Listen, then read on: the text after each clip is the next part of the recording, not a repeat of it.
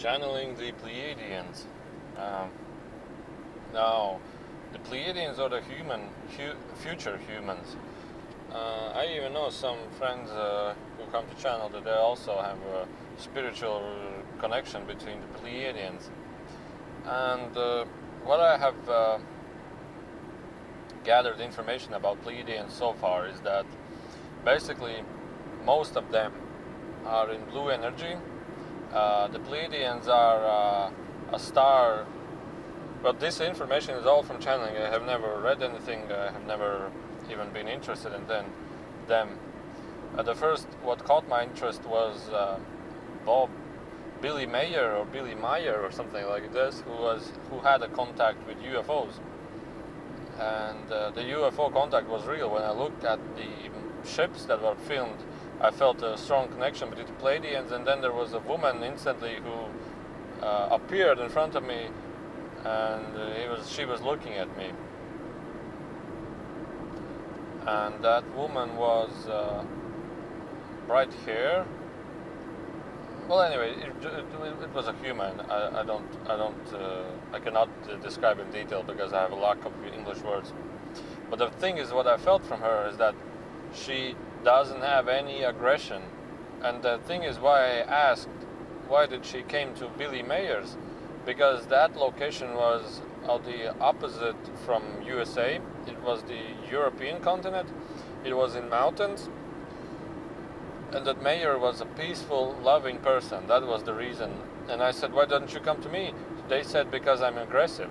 And when they said, when I was aggressive, I felt that they have no aggressions at all. They are truly peaceful, truly like small children. When you ask something, hey, you children do this and do that, they feel so aggressiveness from you. And they feel aggressiveness from me by even asking them whether they can come to me with their ships. And they said, no, you're too aggressive. Then what I have channeled from them so far, also different entities, they have a star system of many planets. And when you channel these Pleiadian persons, you ask where are they from, you see the Pleiadian star system, and they like, here, oh, we are here, here. There are many planets, and there are many of them are in energetical fields, many of them are physical fields, many of them are so disconnected from each other, and many of them are so connected even to planet Earth. Many of them live in without the sunlight, or really less sunlight or brightness. Many of them live in a high energy light. What else was there? Because the most blue energy represents family, loving, peace, and calm. Blue energy, and they have this blue energy. They use this blue energy always and throughout the many fields. Pleiadians are not aggressive. They don't even fight with somebody on Earth. They when we asked whether can you take a human in space, they said it's not that easy because they truly analyze, truly scan each and every person. Because when you take somebody in outer space, they said that really strange things can happen, like you can age really fastly, or you can turn to a young child really fastly. Your bones can disrupt, your hair can change, your physical body can change, because they are some kind of a cosmic waves that can truly affect and truly change your physical body. Because they said that human is designed to live on planet Earth, and therefore it is not that easy to take somebody out in outer space, or even time travel. It's not that easy. It has to be truly analyzed and detailedly planned. What else was there? Now, they have connections between parallel Earth realities, future Earth realities, and so on and so on. It's like they have a connection between many things. And what else was there? They love the planet's nature. They truly look after planet's nature. Sometimes I thought, Well, basically, there are 7 billion people on planet Earth, for example, a lot. But if you take, for example, a square kilometer on the surface on the Earth, a square kilometer, you can get 7 billion life forms out of it, like ants, I don't know, any kinds of creatures that live in the grass. You can get, for a square kilometer, I think you can definitely get a 1 billion life forms, whether it's a billion ants, billion birds, billion, small kinds of creatures, bacteria, and all sides of things. And then I thought, humans inhabit all the Earth, 7 billion. But on the 1 square kilometer, you have 7 billion other life forms. And then you take your mind and think, if humans destroy planet Earth, for example, they destroy the nature and everything, look from other civilizations. Hey, humans, you will destroy zillion, trillion, billion, zero count of number life forms. What is most valuable, humans or the life forms? Because the Earth can live without humans perfectly, but the humans cannot live without the Earth. And so I thought, well, yeah, that's definitely that. If there will be strong effects or strong changes needed, then the first thing they will change is the humans, human thinking and everything, because that is the most maybe not dangerous thing, but that is one of the things that has to be really strongly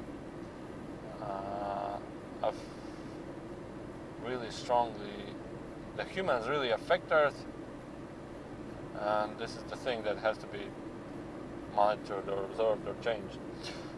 Anyway, also one thing I want to share was I was just looking at the trees and they were falling. Oh yeah, about the trees. The next thing is what many times I have received from Enrico is that there is a really small gap that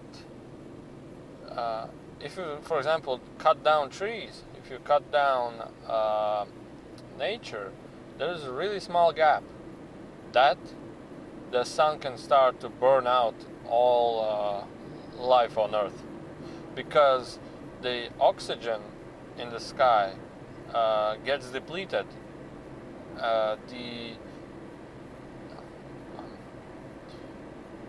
The capacity of the water in the air gets depleted. It gets less and less and less, and if it reaches a certain strong critical point, the wet in the air can no longer cool down the Earth, because, for example, the sun heats up the Earth at nights, and if there is many water in the sky, for example, like I don't know, like water, I can think of any water, like the wet in the sky, it cools down the Earth, and it prevents the sun from burning the Earth. But if there is a critical point reached, then the sun will just burn out trees, nature, trees, grass, everything, and there will not be even enough water in the air produced to satisfy the lack of the water in the air, in the sky. The sun will always burn the nature out, and there will be always less and less and less water, and it will just fall down dramatically by itself, and the Earth then can destroy itself. The sun will just burn out everything. But if there is still enough wet in the sky, the sun cannot burn out that wet. The nature can recycle itself. The nature can recover itself always and always produce more wet, and recover always, and produce more and more. But if there is no wet being produced because the trees are cut down and everything's cut down, destroyed, blah blah blah, the CO2 in the air and everything, the sun will just burn out all nature, and humans will have no power to stop that. Humans will have any power to stop that. This is what I understood, and this is also something that the Pleiadians said. But they said that that there has been already actions taken to this, and the nature will not destroy itself, because nobody out of space will allow that to happen, because the Earth is really important. I understand important because of the many life forms on Earth, So, but I still would not throw away the idea that we should really take care of our planet in sense of plant some trees in your room, in out of your room. Uh, you know, do anything you can to like produce more and more nature, because there's just everybody is cutting down. You know, you can buy a tree seed and you just can plant it in a desert or plant it somewhere, because if there's a tree growing, it produces shadow. A shadow doesn't burn out the grass so much and everything, and the tree itself produces wet and so on and so on. Well, you got the idea. So we also channeled another Pleiadian star system, and they were just living like in a swamp.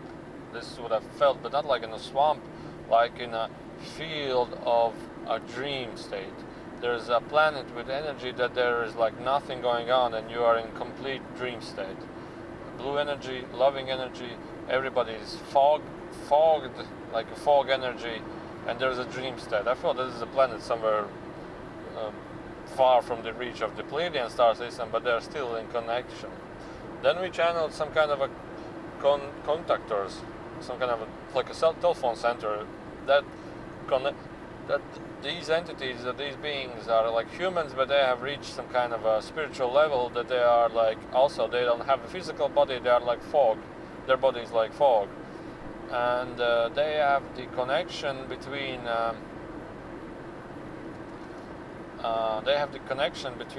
many Pleiadian star systems, many Pleiadian planets, and they have this connection, and they somebody goes to them, asks a few questions, hey, pass it forward to those Pleiadians, and those Pleiadians came and, okay, what do we have information? Oh, they said this and that. Okay, there's like a connection central that helps connecting information. This was quite lately, and what I felt is that if you can channel them, you can get like messages from them.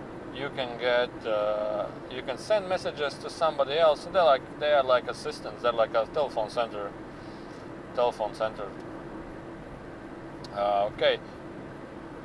How I understand how the Pleiadians evolved was that from future Earth, we developed technologies that can travel in time and space easily, and then humans inhabited the Pleiadian star system, and then they started to live there, and now they look back from their future to our past to affect and change things and help evolve things and give us a new way, give us another direction where we can go. And the thing is that how you can see whether a human has a future self in Pleiadian systems, or a future human, whatever, the blue energy, the evolved technology, blue energy, future planet, is that they always say, they always talk like this. Oh, okay, we know that we look at those things. Okay, that we look at those things. It's like, okay, and then you imagine those things. Okay, now that you look at those things, and in Latvian be kas saka, jā, un tad kas saka, mēs tad iesim tālāk, kas saka. It's like a smart talk or something, and they always like talk like this, but not like so aggressively like me, but they have this, and also so many times when from the voice intonation itself, I can see that, I can feel instantly that they are also from the future humans. Future humans are very clean. They don't think that much, and all kinds of things of those. So what else from the Pleiadians we have? Their consciousness is like small children. Their consciousness is like small children. They are caring, loving, peaceful, and not aggressive. They hate aggression. They also have some kind of nature reservoir. It's like planets in their system where there is only nature, or planets in their systems where there is only like something like dinosaurs living, something like wild animals living, and they like care about those things, and they express those things, and they take care of those things by keeping some kind of a memory of the Earth or something like this. I don't know. So what else was there? Pleiadians. There was Pleiadians, and then there was Pleiadians. And when somebody is asking me whether this entity is Pleiadian, I said no, this is a different Pleiadian. That's another planet system.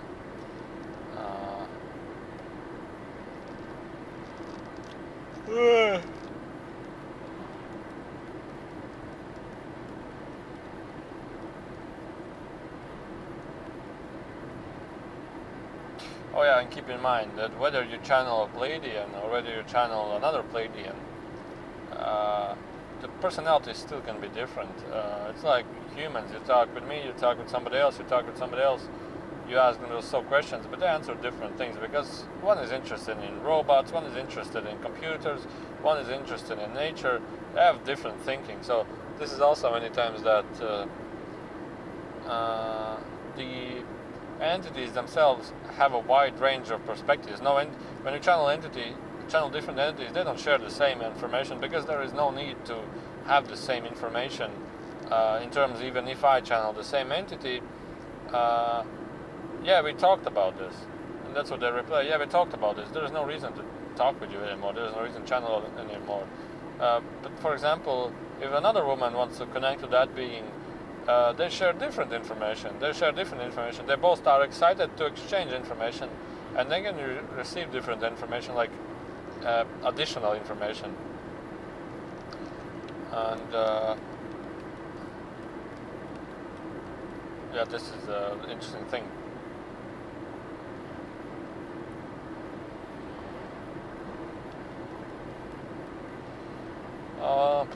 Pleiadians. What was the most interesting thing about Pleiadians? Alright, there's a Pleiadian now here.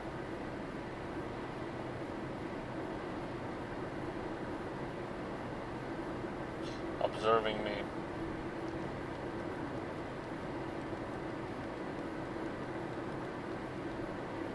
Alright, I cannot imagine anything. She's not telling me anything also. Just looking. I will create another video.